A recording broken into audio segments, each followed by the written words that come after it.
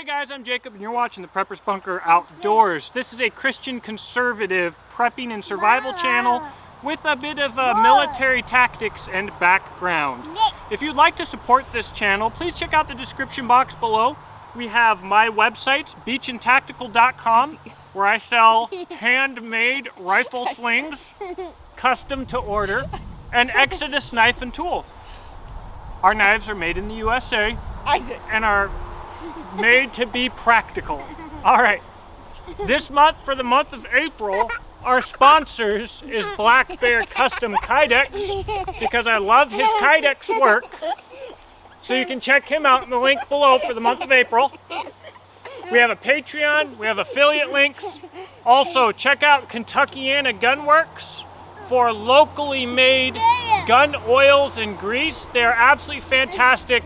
And you can use the coupon code TPBO for a discount. Check that out. Let's get you right back to the content. So I've had this Bear Forest Knives Essential for a little while now, a little bit longer in fact than I normally do before I do my initial impressions review. But as always, initial impressions reviews usually have a fairly small amount of use behind them, and they're to give you my impressions of the knife based on basically a decade of experience through a whole bunch of knives and a whole lot of use of how I think it will go. And then in the long-term review, we talk about where I might have been wrong, where I might have been right, and if I have to, we'll eat some crow. This is a custom knife, and we're going to talk about the blade and then the handle, and then we're going to talk really quick about the sheath. But I just want to mention, these are made by Alan Arment, and I was able to see him grow as a maker from the very beginning. I think that that's a really cool experience. There's a lot of makers that I've known since they started making. So what I'm going to do today actually is show you some of the knives that led to the Papa Bear Knives Essential today. This is a bit of Papa Bear Knives history, and you can see a progression in his skill, which is really cool.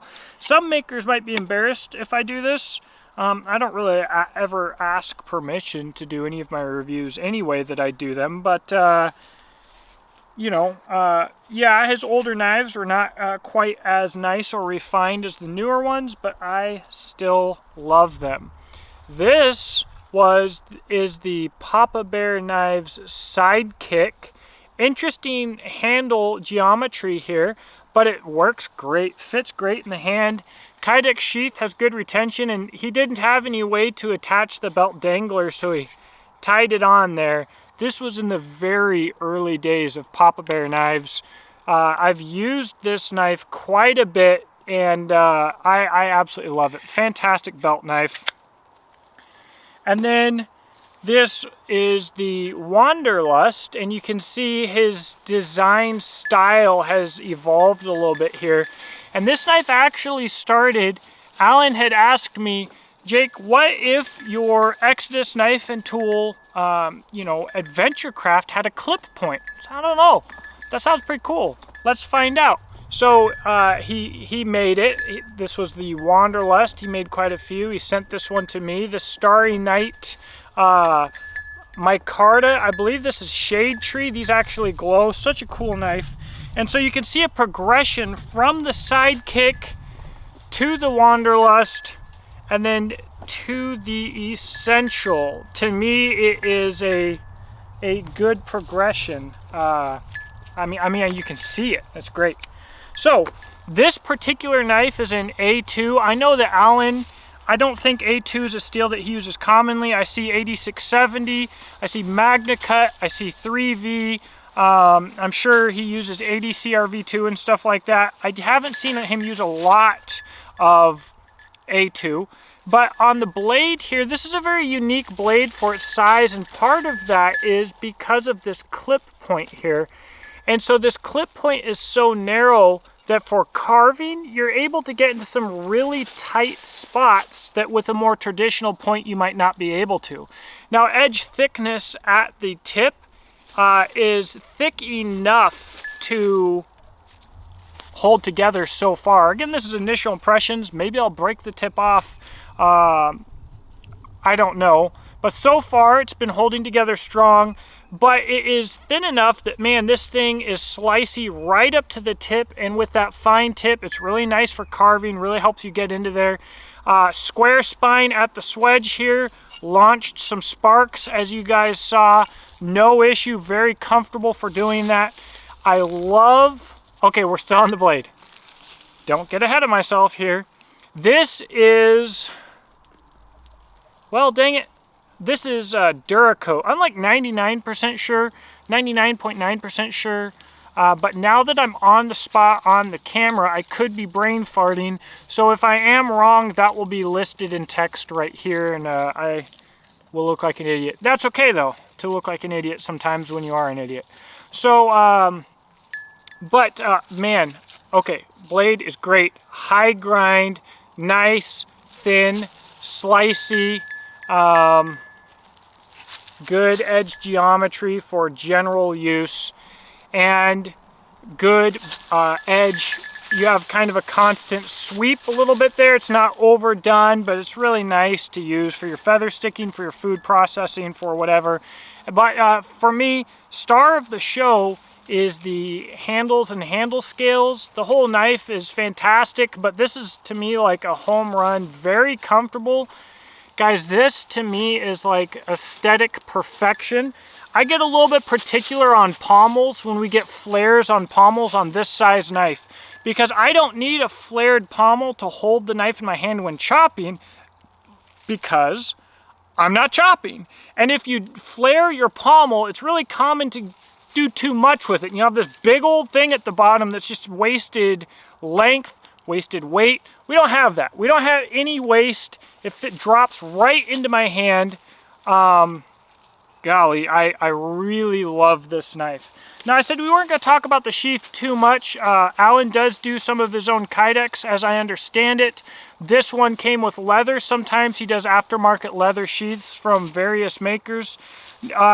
Oddly enough, this came from TFC Leather, Old State Road, Scottsville, Kentucky. I'm there all the time. The Mennonites that make these sheaths, I know exactly where they are at. I am in the area driving by them all the time. And this sheath made it to a distributor and then to Alan and then back to me. Pretty cool. I wet formed it. You can put a Castrum dangler on here if you wanted to. I wet formed it so it has a little bit of retention. Almost like Kydex. I could wet form it better, but I didn't. So it is what it is. It carries well though. All in all, what do I think for my long-term use? We're not going to have much coating left on here, which I prefer. We're going to get a fantastic patina, I think. I like to have a bit of coating left. This coating is not rough. It doesn't grab the wood. It's not thick. It doesn't cause resistance when I'm doing feather sticks or anything else. I have absolutely no problems with this coating, and it's just going to look better and better and better with use and with wear. And that OD green, guys, if there's something that Alan gets, if there's something that Alan's onto, first off, he's onto the aesthetic, like with these removable handle scales that are just wonderfully fit, by the way. But the man's got an eye for color and handle materials. And so this isn't some crazy exotic handle material. We've got this orange G10, obviously, but he paired it with this olive drab green. My camera cannot capture the contrast of this. It shows the color of the blade being darker than it actually is. In person, this thing is just jaw-droppingly good. I look good looking with the colors. So this is a Grail knife, guys. Alan Arment, Papa Bear Knives. This is a Grail knife maker. He's on the list. This thing is fantastic. He makes knives to work. So he sells some crazy Damascus and Baker Forge billet sand mice, some crazy stuff. But he makes knives for the working man as well. And at good prices. I mean, just like, what more can you expect? Like, Mora's charging $280 for a smaller knife in an inferior steel made in a giant factory. These are an exceptional value. So what I'm going to do here, in the description box below, I am going to put a link to Papa Bear Knives website as well as their Facebook group. If you are a knife nerd and you are not up to speed, you are not familiar with Papa Bear Knives, get up to speed, get familiar, because this is a fantastic knife. I showed you the progression from his early work to his current work, and you know, I don't know where Alan's going to go from here, but where he's at today, he is one of the guys that you're going to need to be looking for. And if he continues to progress, I don't even know. I don't even know. He's awesome. Anyways, check out those links. Leave me a comment. Let me know what you think, and I will talk to you in the description box below.